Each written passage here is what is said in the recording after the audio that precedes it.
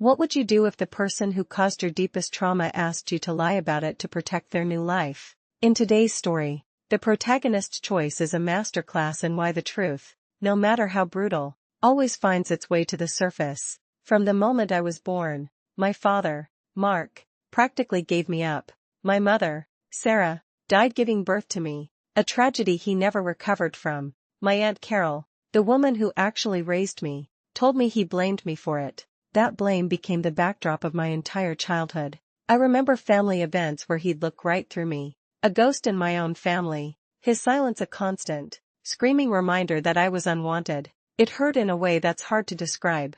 As I got older, the silence turned into poison. He became more vocal, his words like daggers. He'd tell me I killed her, that he couldn't even stand to look at my face. You can imagine what that does to a kid. It put me in years of therapy. I remember going to church, a small boy crying in a pew, terrified I was going to hell for what I'd done to my mom. That's how deep his words cut me. But the shittiest part? I never stopped trying to win his approval. The final nail in the coffin came after my high school graduation. He sat me down and told me to never bother him again. His legal obligation, the money he sent my aunt for my care, was over. That was the day I finally started to accept the reality of our situation and moved on. Aunt Carol never brings him up. My grandparents do sometimes, which is how I learned he had gotten married. They were upset I wasn't invited to the wedding, but honestly, it didn't matter to me. We weren't close. We were strangers. Then, out of the blue,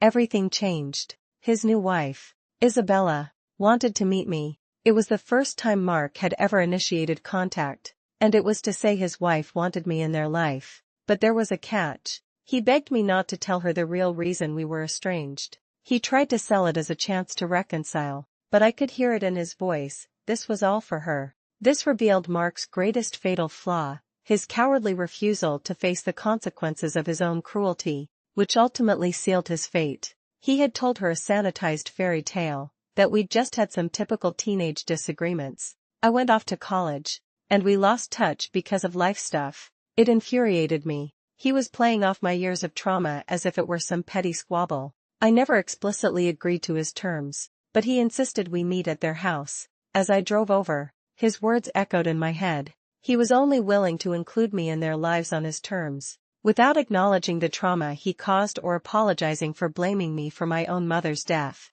If he had truly wanted a relationship, he needed to apologize and make amends, not just sweep 2 decades of pain under the rug for his new wife. When I arrived, Isabella was warm and welcoming, completely oblivious, and Mark stood there, a nervous smile plastered on his face. The lie he wanted me to tell made our estrangement sound mutual, but it was never mutual. He had tormented me my entire childhood. So, I told her the truth. I looked Isabella in the eyes and calmly dismantled the fiction her husband had built. I told her he gave me to his sister the day I was born. I told her he spent my entire life blaming me for my mother's death, telling me he couldn't stand the sight of my face. I told her he was never a parent to me. My aunt was. Her face crumpled. The warm smile vanished, replaced by a pale, slack-jawed shock. Her eyes darted between me and Mark, who was stammering, trying to do damage control, but it was too late. The truth was out. The outcome was a disaster. Now, everyone in the family has heard about it. My grandmothers called, telling me they understood my anger, but that this was Mark's one chance at happiness since losing my mom, and now I put it in jeopardy. My dad is devastated.